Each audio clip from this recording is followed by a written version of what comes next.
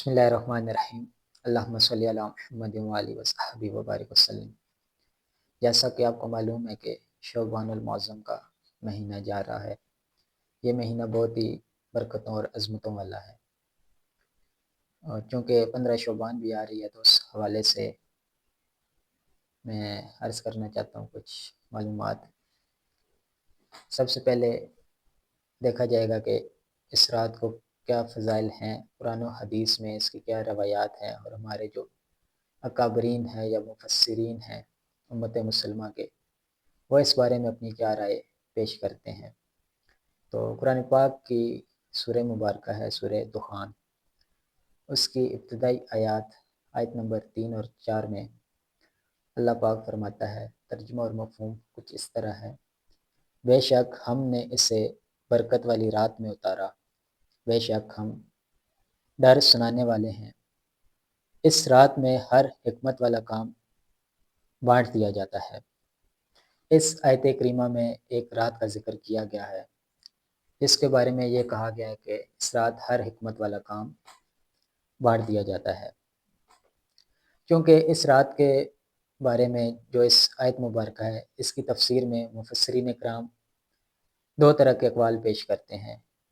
اکثر و بیشتر مفسرین کی رائے یہی ہے کہ یہ رات شب قدر یعنی لیلۃ القدر کی رات ہے، جو کہ رمضان المبارک میں آتی ہے، لیکن کچھ مفسرین اکرام اس آیت مبارکہ کے تحت فرماتے ہیں کہ یہ رات شب قدر یعنی شعبان المعظم کی 15ویں رات ہے۔ تفسیر کبیر میں ہے، ایک قول یہ ہے کہ اس سے مراد شب قدر ہے جو ہر سال رمضان المبارک میں آتی ہے۔ اسی مبارک رات میں قرآن کریم نازل ہوا اور اسی رات میں ہر حکمت والا کام بانٹ دیا جاتا ہے۔ اور دوسرا قول یہ ہے کہ اس رات سے مراد شب برات ہے یعنی شعبان المعظم کی 15ویں رات ہے، چونکہ کچھ مفسرین کرام اس آیت کے تحت اسے شب برات کی 15ویں رات بھی کہتے ہیں۔ تو اس کے ضمن میں دو حدیث اس ویڈیو میں پیش کرنا چاہتا ہوں۔ سب سے پہلی حدیث مبارکہ در منصور کی ہے، جو کہ روایت کی ہے حضرت بی بی عائشہ صدیقہ رضی اللہ تعالی عنہا سے۔ وہ فرماتی ہیں کہ حضور صلی اللہ علیہ وسلم نے ارشاد فرمایا کہ اللہ پاک 4 ایسی راتیں ہیں جس میں بھلائیوں کے دروازے کھول دیتا ہے۔ وہ کون سی راتیں ہیں؟ نمبر 1 بقر عید یعنی عید الاضحیٰ کی رات، نمبر 2 عید الفطر کی رات، نمبر 3 نصف شعبان یعنی کہ 15 شعبان المعظم کی رات، اور نمبر 4 عرفہ کی رات۔ اور عرفہ کی رات کب تک؟ یعنی کہ نماز فجر تک۔ اس رات میں اللہ پاک بھلائیوں کے دروازے کھول دیتا ہے۔ اسی طرح شعب الایمان کی ایک حدیث مبارکہ ہے، اور اس کو بھی روایت کیا ہے حضرت بی بی عائشہ صدیقہ رضی اللہ تعالی عنہا نے۔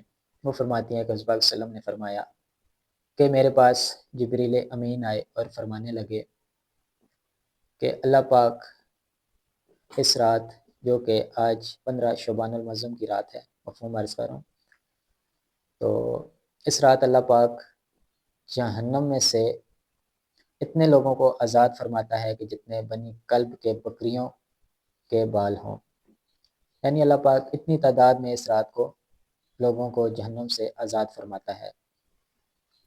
لیکن کچھ ایسے بھی بد نصیب بدبخت لوگ ہوتے ہیں جو دنیا میں ایسے کام کرتے ہیں جس کی وجہ سے انہیں اس رات بھی جہنم سے آزادی کا پروانہ نہیں ملتا۔ اور وہ کون لوگ ہیں؟ اس حدیث مبارکہ کے تحت حضرت جبریل امین نے فرمایا کہ کچھ ایسے لوگ بھی ہیں جن کو جہنم سے آزاد نہیں کیا جاتا۔